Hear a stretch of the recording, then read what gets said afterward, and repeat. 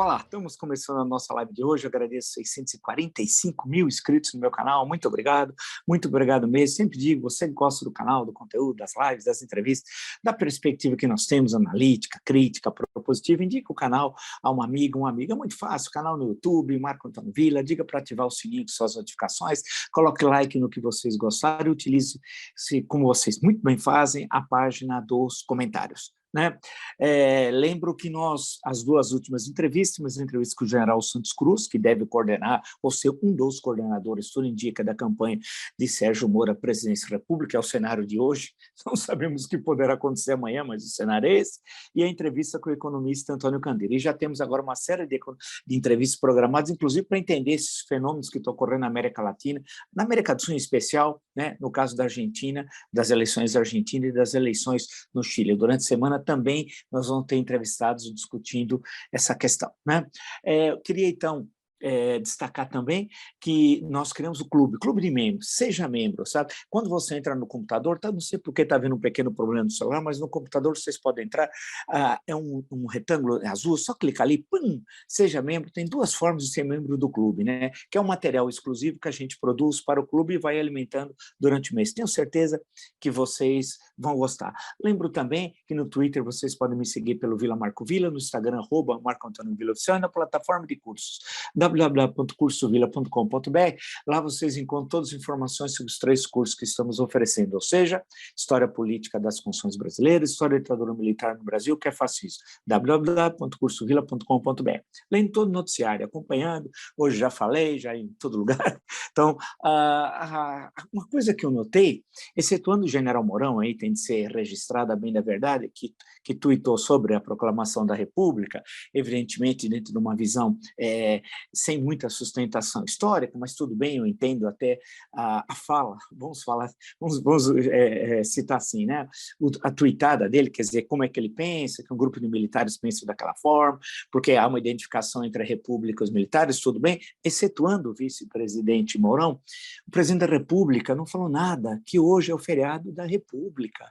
Mas não é só ele, governadores de estado, puxa, parece que o feriado ninguém sabe que é o feriado da República. Não é eu sair na rua, ir na Avenida Paulista e começar a perguntar o que é? Hoje é feriado? Aí o sujeito vai falar qualquer coisa. Finados, o outro vai falar independência do Brasil, o outro fala descobrimento, o outro vai falar porque eu nasci, né? O mito nasceu, o mito. Precisa ter feriado para o mito, tá? Segundo os nazifascistas, bolsonaristas e tal. Ninguém sabe o que foi a proclamação da República. Então, os governadores deviam lembrar de alguns estados, especialmente, em que a República foi muito importante naquela conjuntura histórica do pensamento republicano, considerado, à época, como um pensamento renovador. Incrível, absoluto silêncio, não vejo fala. Isso que em outros países você tem essa associação, né? Da República e a conjuntura que nós vivemos, que paralelo é possível fazer? Nada, silêncio absoluto. É como se fosse um simples feriado, e alguns lamentaram. Gostaria que tivesse na terça ou na quinta, para poder emendar. Triste, triste, triste, mas é o Brasil. Num país, você tem um presidente da República, é um beócio, né? Vive na idiotia, você vai esperar o quê? Né? Que ele não sabe. Se eu conversar com o beócio, Bolsonaro, olha, ele fala assim, o beócio, fala durante 5 minutos sobre a proclamação da República, ele não consegue falar. E não só ele, a caterva verde-oliva, que está lá no Palácio do Planalto, também não sabe a caterva. Se você for perguntar para o Capacho Neto, para o Heleno, para o Ramos, eles não sabem, eles não têm a mínima ideia. Né? É isso, a gente vive numa situação... É terrível, eu estou citando a caterva verde-oliva, que está lá servindo, não são todos os verde-oliva, estou me referindo aos que estão no Palácio do Planalto, evidente, porque deveria ser, tiver a vida para ler alguma coisa, estudar, né? Mas não, e o capitão terrorista, que saiu do exército com desonra, esse nem se fala. Mas não vi ninguém chegar e falar, fazer uma discussão legal sobre república, nada, silêncio absoluto. Eu acho isso terrível, triste. E de falar de alguns personagens tão importantes, podia lembrar os republicanos históricos que muitos se frustraram com a república. Silva Jardim, por exemplo. Para muitos, Silva Jardim é nome de rua, de praça, de viaduto, né? Poxa, que lutou pela República, grande orador, está no meu livro, A História em Discurso, 50 discursos que mudaram o Brasil e o mundo. Eu tenho ele aqui, não, está na outra parte. Tem lá um discurso de Silva Jardim, grande orador, que se desiludiu, imaginava que seria eleito deputado constituinte e seria presidente da Constituinte. Você acredita que sequer deputado, ele foi eleito pela antiga província do Rio, depois Estado do Rio de Janeiro. Desiludido, visitando a Itália, teria caído acidentalmente no Vesúvio, você imagina? No Vesúvio, na cratera, pum, alguns teriam dito que era suicídio e tal, não se sabe, mas simboliza bem isso, né? A tragédia de alguns que imaginavam que a República seria algo que não foi, né? E muitos falaram isso dos chamados republicanos da propaganda, aqueles mais radicalizados, alguns morreram muito cedo, logo depois da proclamação, outro dia até falando, tem uma coleção que eu coordenei aqui em São Paulo, o Júlio Ribeiro, né? Vocês devem, quando vocês conhecem, Júlio Ribeiro é autor de um livro que todo mundo estudava, na minha época lia, na minha época é ótimo, né? No segundo grau, A Carne, de Júlio Ribeiro, é considerado um livro imoral, né? Lá do século XIX, do Júlio Ribeiro. Ele era um mineiro que acabou vindo para São Paulo e fez a bandeira de São Paulo. Imagina se fosse o contrário, hein? Paulista fazendo a bandeira de Minas. Mas veja como São Paulo, nesse sentido, tem essa visão de mundo, né? Global, plural, né? A bandeira de São Paulo é um mineiro, o Júlio Ribeiro, que seria a bandeira do Brasil, acabou sendo a bandeira de São Paulo, por uma série de razões que um dia nós podemos conversar, mas ele se desiludiu. Se você ler Cartas Sertanejas, por exemplo, que na coleção que eu coordenei foi republicada, tem lá uma apresentação do professor Dr. José Leonardo Nascimento, está lá, né? Ele esperava uma coisa, a crítica violenta que ele faz aos republicanos aqui em São Paulo, ainda nos anos 80, antes da proclamação, e depois ele acaba morrendo pouco depois da proclamação da República, mas aí simboliza esse pensamento que muitos, Raul Pompei, a tragédia de seu suicídio em 1895, você tem também esses republicanos mais radicais, e acabou a República sendo a República dos Conselheiros. Isso passa pela literatura, um dia nós podemos conversar, de ver como que a literatura leu esse momento histórico e essa passagem da primeira década da República, a segunda década. Mas isso deixaremos por um outro momento. O que causa estranheza é o silêncio. É um feriado, como qualquer outro. Ninguém está nem aí com os feriados, aquilo que a República imaginou, né, quando fez em janeiro de 1890 sua lista através de um decreto, sua lista de feriados. Acabou.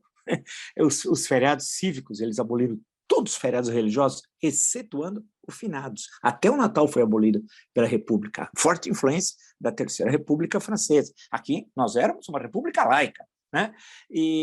Mas aquela ideia dos feriados cívicos acabou se esvaindo no tempo por muitas razões. Bem, eu queria também destacar com vocês, antes de entrar na questão que me parece mais central, bem, só lembrar a questão do Bolsonaro, Valdemar e o Partido Liberal. Aí ninguém é verdadeiro, nem Bolsonaro é uma pessoa verdadeira, nem Valdemar, e nem o PL é Partido Liberal. Porque a discussão entre eles é grana, é quem tem a chave do cofre, quem vai controlar a grana. Você acha que o Valdemar da Costa Neto, que controlou seu partido, da cadeia, que ele foi condenado na ação penal 470, né? O processo no mensalão, ia entregar o partido dele, a chave do cofre para o Bolsonaro, porque a disputa aí, notem, e aí é bom os fanáticos, como você se conheceu um fanático bolsonarista, extremista, e fanático é extremista e é nazifascista, não são aqueles que votaram no Bolsonaro em 18, aí é outra história, como eu sempre digo, você entender a conjuntura eleitoral. Não, eu estou falando daqueles que depois de 2 anos e 10 meses de governo criminoso, de um ladrão corrupto, de um genocida, traidor da pátria, só isso ele é. E ainda diz que o Bolsonaro é um bom presidente, que é honesto, um homem mais corrupto que esse, que é não sei o que, envolvido em assassinatos. Bem, tudo isso você vê o seguinte, teve uma discussão política ideológica. A questão que ele não entrou é política ideológica? É uma discussão sobre o programa do partido? Claro que não. Nem o Valdemar sabe qual é o programa do partido dele, que se diz liberal. é liberal coisa alguma, né? Nada, é um agrupamento aí de pessoas, eu chamei hoje, em certo momento, de piratas, que fazem a razia, como falava-se antigamente, da ação no mar Mediterrâneo, né? Na Idade Média, na Baixa Idade Média, da ação dos piratas árabes, a razia tal, nos portos dos estados cristãos, né? Ou de localidades cristãs, não necessariamente se tinha Estado, né? Tem uma longa história como é que se constrói o Estado Nacional na Europa, não vamos entrar aqui. Mas lembra o seguinte, o Valdemar não está discutindo com o Bolsonaro questões políticas e ideológicas, e o Bolsonaro está fazendo todo esse barulho, nada disso. Ele quer pegar o dinheiro. O Bolsonaro é o homem da grana, é o homem do dinheiro, da grana, ele quer dinheiro, é isso. Ele não está nem aí com questões político-ideológicas. Inclusive, o que ele quer. É interessante, se você for examinar aqui, o Lauro Jardim informa que, apesar do adiamento, o Partido Liberal confia na filiação de Bolsonaro, pois, abre aspas, se ele desistir, a ferida ficaria aberta e teria consequências, diz um dirigente do PL que falou, uma fonte, né, para o Lauro Jardim, uma identificação, evidentemente, do dirigente. Não sei, ele está pedindo agora 3 semanas, ia se filiar a semana que vem, né? Agora quer 3 semanas o Bolsonaro. Mas, de acordo, e aí já citando o antagonista, vem lá que Bolsonaro tentou impor a Valdemar candidatura do Eduardo ao governo de São Paulo. Eduardo, para nós, não é Eduardo, é o Dudu Bananinha. O Dudu Bananinha, sim, o Xuxo, aquele que fala, tem um inglês, né? Xuxo, é esse, que não sabe escrever bilionário, é esse, semi-letrado, se cair de 4, não levanta nem com guindaste, né? Volta à posição dos ancestrais, ele ainda está anterior ao Australopithecus, você entendeu? Ele tá assim, ele não chegou nem assim, nem começou a caminhar, então ele está muito longe do Australopithecus, né?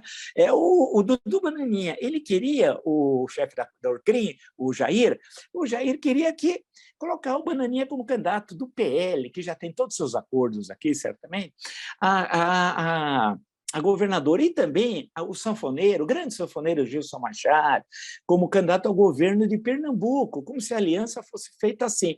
Mas, na verdade, todos esses desentendimentos, os acordos, é dinheiro. Não tem nada de questão ideológica, que é grana, que é dinheiro, é isso, só. O resto é tudo conversa fiada. O resto é conversa fiada. E o que deve acontecer, que o Valdemar, que não é trouxa nem nada, que dá nó em pingo d'água, que vende a mãe entrega, o Valdemar vai garantir o partido para ele. Se da cadeia ele dirigir o partido, você acha que agora ele vai entregar? O que ele vai ganhar? Ele sabe que a tendência, o Bolsonaro não chegará ao segundo turno. Então ele já está fazendo as contas do que ele pode ganhar, o que ele pode perder. E ainda, nesse sentido, da grana para a quadrilha, por crime Bolsonaro, para ele decidir os candidatos e, principalmente, controlar o fundo eleitoral e o fundo partidário. E a gente sabe que eles são ladrões. Bolsonaro e a quadrilha, você vê que só no segundo casamento, com aquela senhora que era muito próxima com o bombeiro, quando o Bolsonaro viajava, o bombeiro ia para a casa dele, né? É isso disse aquele rapaz que não foi desmentido até hoje, o Marcelo. Bombeiro, aí a piada é pronta, mangueira, apaga fogo, por aí vai. Mas é o grande Bolsonaro, né? Aquele que gosta de falar desses assuntos, eu estou falando isso porque ele gosta de falar desses assuntos, né? Bom dia, Michele, outro dia, né? Ele é um homem marginal. O Fernandinho Beiramar é mais educado que o Bolsonaro, né? É melhor você conversar com o Fernandinho Beiramar do que conversar com o Bolsonaro. Isso é inegável. Você vê, pelo que eu acompanho há décadas, os dois, a carreira, entre aspas, dos dois. Então, o que eles estão querendo aí, nessa coisa toda, no segundo casamento, você vê, em 10 anos ele comprou 14 imóveis, roubou, peculato, desviou, a rachadinha. Agora eles querem ficar ricos, ricos, ricos. É o grande momento de dar o salto do Orcrim, né? E daí que vem a história do jogo, trazer cassino para o Brasil, as indústrias de armas, e tem uma história que daqui a pouco eu vou falar que envolve Dubai, que vamos ter de esclarecer, hein? Mas, então, em relação ao Valdemar, é isso. E o Valdemar não vai dar chave do cofre para o criminoso Bolsonaro, não é bobo. Ele quer controlar o dinheiro. O homem que casou num cassino, lembra, eu contei lá, né? O cassino, eu estava lançando meu livro lá do Mensalão, quando eu olho, tem uma senhora, Eu olhei e falei, poxa, mas a senhora é a Maria Cristina? Assim, a senhora casou com o Bolsonaro, com o Valdemar. Assim, desculpe perguntar, porque era deselegante, estava no lançamento cheio de gente, mas já era tarde, 10 e pouco. Estava lotado, muita gente na livraria. Eu falei, mas a senhora casou com ele no cassino mesmo? Sim, casei. Eu falei, então, tudo bem, não entrei no mérito, só que queria duro, né? Porque é inacreditável. Mas depois ela disse que separou, estava anulando o casamento, tinha uma série de coisas tal lá. Mas o Valdemar não é bobo, pô, né? E o que ele gastava no cassino, ela própria, depois em outros depoimentos, fortunas, dinheiro que, evidentemente, não vem do labor, do trabalho, do como você trabalha, eu trabalho, nós trabalhamos. Não. Vem do uso desse fundo partidário, que é uma indecência, que eu sou radicalmente contra sua existência, e do fundo eleitoral, que é tão ruim ou pior do que o fundo partidário. Então, tudo isso, toda essa história, vai ser, tudo indica que se ele ficar no PL, porque ele tem olha, ele quis entrar no Patriota, vocês lembram, houve aquela briga dentro do partido, não deixaram ele entrar, mas o filho foi, está lá esperando para ver se ele volta. PTB do Jefferson fez tudo aquilo, aquelas maluquices, fez intervenção em vários estados, inclusive aqui em São Paulo, tirou o Campos Machado, estava milênios aí e tal, também não deu certo. Quis criar um partido, Aliança para o Brasil. Né? Teve condições para tal, não conseguiu ter as assinaturas, acho que hoje não tem sequer um quarto das assinaturas necessárias tal.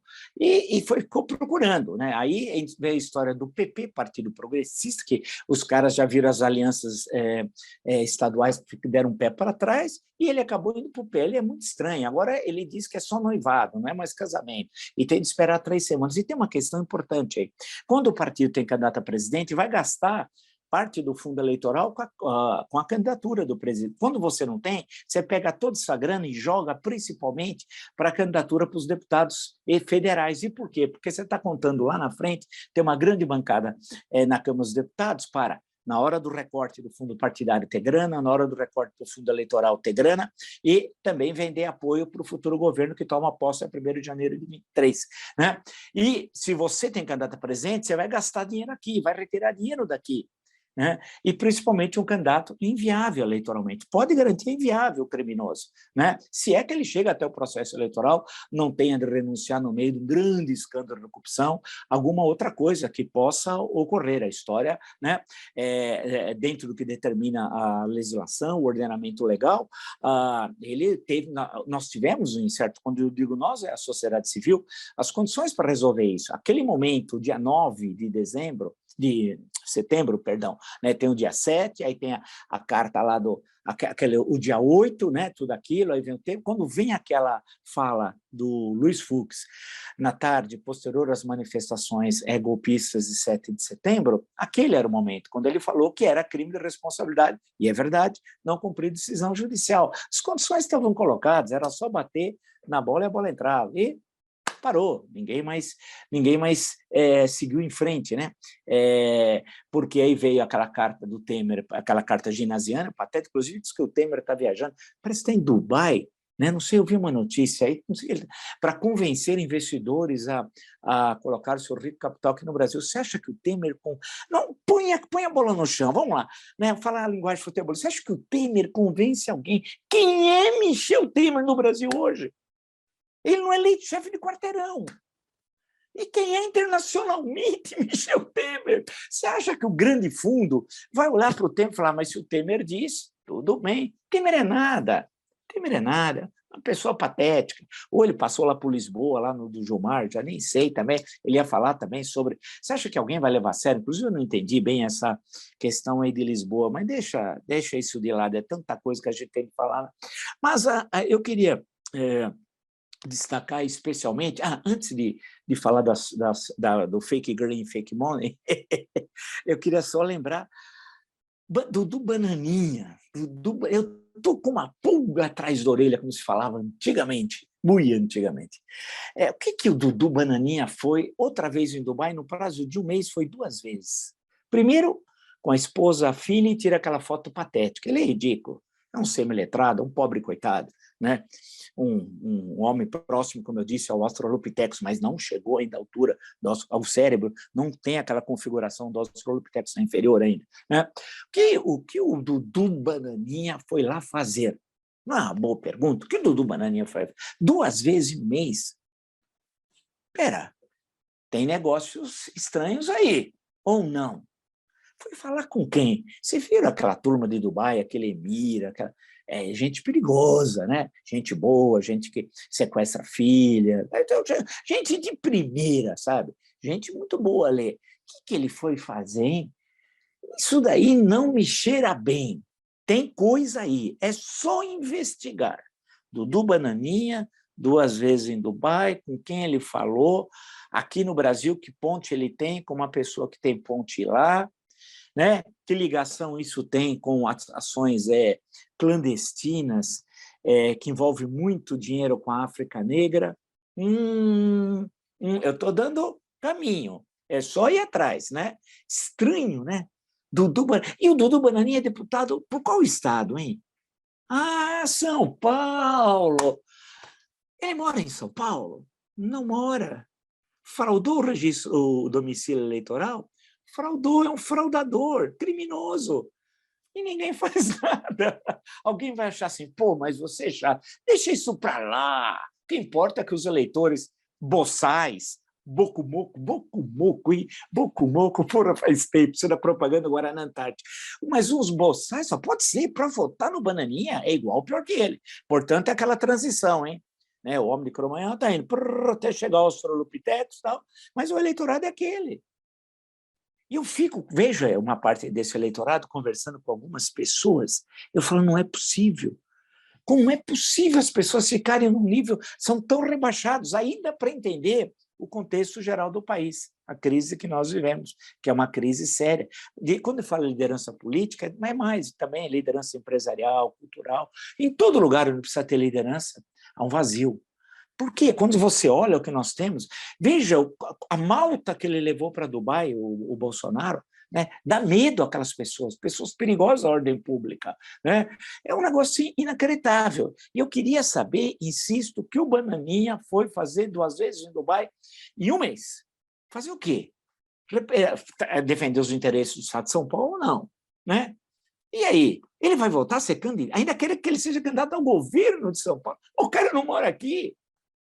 Aí disseram, ouvi uma notícia plantada, presumo que não seja verdade, que esse Frias, da Cultura, quer ser candidato a deputado federal para São Paulo, mas o cara não é de São Paulo, pô! O cara não mora aqui, não é que para ser candidato aqui precisa ter nascido em São Paulo. Já expliquei isso, fiz até referência às constituições, no plural, da República Velha, de vários estados. Não é isso, vocês estão entendendo. É quem não tem vida política aqui. Porque São Paulo teve... Alguém vai falar assim, teve, de 60 para cá, teve 3 presidentes paulistas. Jânio Quadros não era paulista. Mato Grosso, Fernando Henrique era carioca. Lula, pernambucano, mas fizeram a vida política em São Paulo. Isso que é legal. Né? Nós somos um país.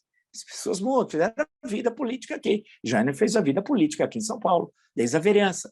Fernando Henrique, desde quando foi presidente do antigo MDB e depois suplente de senador, depois de senador, etc., né? E o Luiz Inácio Lula da Silva, como dirigente sindical, depois deputado federal, foi candidato ao governo derrotado, etc., mas deputado constituinte. Né? Então, não estou falando isso, vocês estão entendendo? É que, inclusive, a disputa pela questão do Valdemar seria de que queria que o Bananinha fosse candidato ao governo de São Paulo, que é uma coisa ridícula, porque ele sequer poderia ser, espero que não seja, espero que o Tribunal Regional Eleitoral de São Paulo cancele a candidatura do Bananinha como deputado, porque o Bananinha não mora aqui, ele está fraudando a lei. Está fraudando, ele é uma fraude. Se alguém aí do TRE aqui de São Paulo acompanhar, por favor, entre no registro e veja, ele frauda, ele não mora aqui. Basta acessar as redes sociais para ver onde mora o semiletrado, né? O Xuxo, onde mora o Xuxo, né? Aquele inglês que ele disse que ouviu falar que tem um tal de Xuxo. Né? Ele não mora aqui, é fraude. Mas esse país esquece tudo. Tem gente que já esqueceu os 610 mil mortos da pandemia. Mas, para não perder o fio da meada, e vemos o dia de hoje, dia 15 de novembro, que ninguém falou de república, porque essa não era a república, como dizia o Saldanha Marinho, dos meus sonhos, ele dizia, né? E não é mesmo. Se nós formos puxar e ver o que nós estamos assistindo aqui, eu imagino aquelas figuras, Quintino Bocaiúva, Lopes Trovão, Silva Jardim, Saldanha Marinho, para pegar os da propaganda, né, republicana, pegar mesmo jovens que fazem atitudes radicais na escola militar, como Euclides da Cunha, expulso da escola militar em 1888, né? E por aí, pegar Raul Pompeia, né, abolicionista e republicano radical, não conseguiu acabar o curso em São Paulo, teve de acabar em Recife, né, pelas condições difíceis que estava com o professor que reprovou toda a turma, né, e que era escravocrata, etc. Então, como é que eles veem, né, aquele sonho que deram para mudar o país, né, de construir uma república, deu no que deu nisso, né, do que nós estamos assistindo. Então, por isso, quando eu insisto nessa questão do cumprimento da lei, né? E vamos ver o que, olha, aguardem o que vai ocorrer, vai ser um tema de outros encontros, com o processo eleitoral do ano que vem. Mesmo com a prisão do Steve Bannon, né? Grande pessoa, a FBI estava atrás, hoje, o que vai ter no processo eleitoral do ano que vem, mesmo com todos os esforços de quem vai presidir a eleição, que é o ministro Alexandre de Moraes, não vai ter jeito, porque eles têm um esquema internacional fabuloso. E por quê? Porque para a extrema-direita mundial, nazi-fascista, antissemita, racista, homofóbica, a eleição do Bolsonaro é fundamental em 22. E eles vão jogar tudo aqui, inclusive muito dinheiro que vem de fora, que vai entrar clandestinamente no processo eleitoral, e de empresários nazifascistas, desses que vocês conhecem, a turma, muitas vezes eu já citei aqui, nem vale a pena perder tempo com gente tão pequena e que não merece nem a nossa consideração, nem por um segundo. Esse pessoal vai jogar muita grana para violar a lei, para impor mentiras e para jogar brasileiros contra brasileiros. Eles vão ensanguentar o processo eleitoral. Aguardem, infelizmente isso vai ocorrer. Eu tenho insistido, falado, mas nós vamos voltar a esse tema em outro encontro. Eu queria, por fim, destacar, eu acho que essa é fantástica, o Bolsonaro, né, discursou, ele disse que que a Amazônia não pega fogo, e não pega fogo, sabe por quê? Porque a Amazônia é úmida. Então, como a Amazônia é úmida, ela não pega fogo. É isso, vai virar piada, claro, de programa humorístico. Ele não é piada, em todo programa humorístico no mundo, ele é personagem. Lembra o Jim Carrey, Torre de Pizza? Agora é nova do Beócio, isso, semi-letrado. Aquele que a Lita Rastaquera chama de mito, os rastaqueras, né? É um pobre coitado. Diz que ela não pega fogo, justamente ela não pega fogo, porque é uma floresta úmida. Quer dizer, é demais, né? E como ele não conhece a Amazônia, ele diz que ela é fantástica, é um paraíso na Terra. Ele não tem a mínima ideia do que é, né? Como é que compõe a natureza, e por isso a discussão de paraíso tem desde o século XIX, ele nem sabe dos autores, a gente poderia lembrar o próprio Euclides da Cunha, né, que escreveu sobre a Amazônia, acabou sendo ensaios, no futuro seria um livro, mas acabou ele falecendo a 15 de agosto de 1909, né? Ou passo pelo Alberto Rangel, tem um monte de coisa, mas ele não tem nem ideia do que o Euclides da Cunha, ele acha que é um sujeito do escritório do crime, amigo do Adriano, amigão dele, né, que participava nas ações criminosas, do qual ele era sócio. Né? Não, ninguém sabe. Então, mas as pessoas também, a elite rastaquera também não sabe. Gente poderosa. Eu tenho choques de conhecimento aqui em São Paulo, digo para vocês que é inacreditável. O sujeito vai nesses clubes, um clube de elite, o sujeito só diz asneira. Você fala assim, mas não é possível. Mas como é que ele está lá? Não, mas o cara é um sujeito conhecido, tem isso, tem aquilo. Mas o cara só diz asneiras. Como é possível?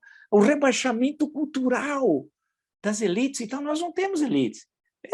No sentido sociológico. Não temos elites. É um horror. Isso explica o que nós estamos vivendo. Mas, no meio disso tudo, essa foi a fake green, né? Que ele disse que a Amazônia ela não pega fogo, tal, e não tem problema de fogo, não tem nada, é tudo mentira, e os dados internacionais mostram o contrário. E o mundo inteiro sabe que ele está dizendo mentira. O mundo inteiro sabe que ele está dizendo mentira, não é nenhuma novidade, todo mundo sabe, o que ele está falando não bate com a realidade, né? De tudo que se conhece. Então, uma verdadeira asneira. Então, isso deixa você fala assim, mas você acha que os investidores lá, eventualmente, que estavam assistindo, iam investir depois da fala dele? Os caras sabem que isso é mentira. Os grandes fundos internacionais, ao contrário, de você falar assim, como é possível colocar um centavo num país que tem um presidente que mente o que todos os satélites do mundo, todas as informações mostram sobre a Amazônia? Não dá para fazer uma mentira desse tipo. E o Paulo Guedes, grande Paulo Guedes, o falastrão, o grande amigo do Pinochet, que acha que o Pinochet era fantástico, como os bolsonaristas, não tem um que diz exemplo de determinação, Pinochet, pô, Pinochet precisava dizer a esse Beócio que quantos que ele matou, né, o Pinochet, Augusto Pinochet, que era ladrão também, pegaram o dinheiro, fundos do Estado chileno que ele colocou no exterior, tá? Um exemplo de determinação no assalto ao erário. Mas aí, para os fanáticos, isso é normal, porque quem convive com o Bolsonaro sabe que ele é um assaltante do erário, né? Mas vamos lá, o Paulo Guedes então disse que o Brasil está crescendo para chuchu, mais que o mundo, e disse que o Brasil está sendo um exemplo, graças ao Bolsonaro. Todo mundo sabe que isso é mentira. E por quê? O Brasil deve crescer agora em 2021, alguns estimam 4,9%, 5%. O mundo deve crescer 5,9%, a América Latina 6,3%. Então, não é verdade. Está todo mundo sabendo, estou falando da média mundial do mundo, da média da América Latina e do Brasil, entenda-se, né? Evidentemente que todo mundo sabe que isso é mentira, né? Porque o auxílio é o auxílio. O auxílio emergencial que eles propuseram ano passado era de R$ 200. Quem aumentou para 600 foi a Câmara dos Deputados, 3 vezes mais. E isso permitiu aquela circulação monetária, aquela atividade econômica, senão seria um desastre muito maior. A recessão foi de menos 4,1%, podia ser de 9%, de acordo com o FMI, lembra-se? Né? Podia ser de 9%. Portanto, é errado, tudo isso é um absurdo, só não foi porque houve essa injeção de dinheiro que permitiu que a economia se movimentasse em plena crise da pandemia, né? Do lockdown, daquilo que todos os países tiveram de enfrentar. E para o ano que vem, também é mentira o que o Paulo Guedes... O Paulo Guedes está dizendo, nós vamos crescer muito, vou crescer 2,5%. Mentira. Os mais otimistas dizem 1%. Aqueles mais ou menos realistas dizem que vai ser próximo a 0%. E o economista-chefe do Itaú, sem realismo ou pessimismo, nada disso, nem otimismo barato, falou em recessão de menos 0,5%. Recessão ano que vem. Isso quando tiver uma recessão violenta em 2020, e já quando tivermos recessão em 2015, 2016. Caramba, a situação é gravíssima. Ou não, né? Dá para entender. E recessões duras, 3,5 e 3,1, 2015, 2016. Pô, a situação é extremamente difícil. E o mundo, ano que vem, vai crescer positivamente, em torno de 4,9% a 5%, estima-se. Quer dizer, o mundo vai crescer quase 5% positivamente, e o Brasil deve crescer 0% ou ter recessão de menos 0,5%. Então, tudo que ele falou é mentira. Todo mundo sabe, é um governo de mentirosos. Mentem, mentem, mentem, mentem. É um governo de Pinóquios. É isso, ele é o presidente Pinóquio. Mente, mente, mente. Mas o mundo não acredita, o mundo não é bobo. Essa que é a questão, o mundo não é bobo. O mundo sabe o que está acontecendo aqui no Brasil. Então, é uma situação realmente terrível que nós estamos vivendo. Eu não encontro, sinceramente, saída a curto prazo, porque a tendência é só piorar. Estagnação, inflação, e aumentar a taxa de desemprego e o caos social. Porque hoje, eu já falei esses dias, e não custa reafirmar, antigamente, antes do Bolsonaro, o açougue tinha carne de primeira, carne de segunda. Agora tem osso de primeira ou osso de segunda. Mas, infelizmente, triste a realidade que a gente está vivendo. E a tendência de se agravar é muito grande. Imagina um processo eleitoral com estagflação. Imagina um processo eleitoral nesse cenário de recessão, aumentar o número de desemprego, não tendo recursos, o auxílio não sendo suficiente, o mínimo do mínimo do mínimo para sobreviver uma família. Você tem o quadro do caos, e o Bolsonaro joga no caos e no choque de violência, de guerra civil, e mais o dinheiro que vem da extrema-direita nazifascista mundial, europeia e norte-americana. E ele como marionete de Steve Bannon. E muito dinheiro. E dos empresários aqui, um pequeno grupo nazifascista, desses nazifascistas bolsonaristas, que vão ter, esse dinheiro vai circular, mas via offshore, lá fora. Lá fora. Tem todo um esquema de corrupção. Esse esquema é importantíssimo, e que esse dinheiro vai financiar a guerra civil aqui. E aí esse empresário que se diz aqui, bolsonarista, que é liberal, ele cai fora do Brasil. Esse pessoal não tem noção de pertencimento, isso é importante. Para eles, Brasil, não ter Brasil é a mesma coisa. Eles não estão nem aí. Eles querem extrair da gente. É como se fosse uma relação metrópole-colônia. Lembra um pouco o sistema colonial. Só falta, né, nós criarmos aqui o monopólio do sistema, o exclusivo metropolitano, como era chamado, né, para retirar todos. É isso, eles tiram todas as riquezas, ficam para eles e colocam lá fora. Deixam um pouco aqui e, qualquer momento, ó, puxou o carro. O Paulo Guedes falou isso. Lembra no início do governo? Se não der certo, eu vou embora. Ele pega o passaporte, vou para o aeroporto, vou embora. Você viu alguém falar isso? Né? Pô, se você fracassa no governo, puxa, deve ser uma tragédia para você, porque você é brasileiro. Você sabe que o seu fracasso é o fracasso de milhões, pô. Eles não estão nem aí, eles não têm consciência nenhuma. É gente baixa, gente marginal, gente perigosa à ordem pública, né? A democracia, o Estado Democrático de Direito.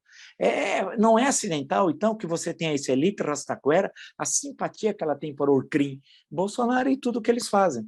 Mente e humilham o Brasil internacionalmente. Hoje o Brasil, né? Nós fomos o primeiro a lembrar isso lá atrás, é um Estado pária da comunidade internacional. É isso. Se você gostou dessa e de tantas outras lives no meu canal, está entre os 645 mil inscritos. Muito obrigado mesmo. E sempre digo, se você gosta do canal, do conteúdo, das lives, das entrevistas, da perspectiva que nós temos, analítica, crítica, propositiva, indique o canal a um amigo ou uma amiga. É muito fácil. Canal no YouTube, Marco Antônio Villa, diga para ativar as notificações, colocar like no que vocês gostarem e usar como vocês muito bem fazem a página dos comentários. Criamos o clube de membros, é muito fácil. Clique lá, seja membro. Está aqui, no computador aparece de forma bem nítida. Tem duas formas. É um material exclusivo que a gente produz durante o mês e vai postando exclusivamente para os membros do clube. Vocês vão gostar. Entra ali. No Twitter, pode me seguir pelo Villa Marco Villa, Instagram, @Marco Antônio Villa Oficial, e na plataforma de cursos, www.cursovilla.com.br. Lá vocês encontram todas as informações sobre os 3 cursos que oferecemos: História Política das Constituições Brasileiras, História da Ditadura Militar no Brasil, que é fascismo. www.cursovilla.com.br. Nos encontramos amanhã. Até!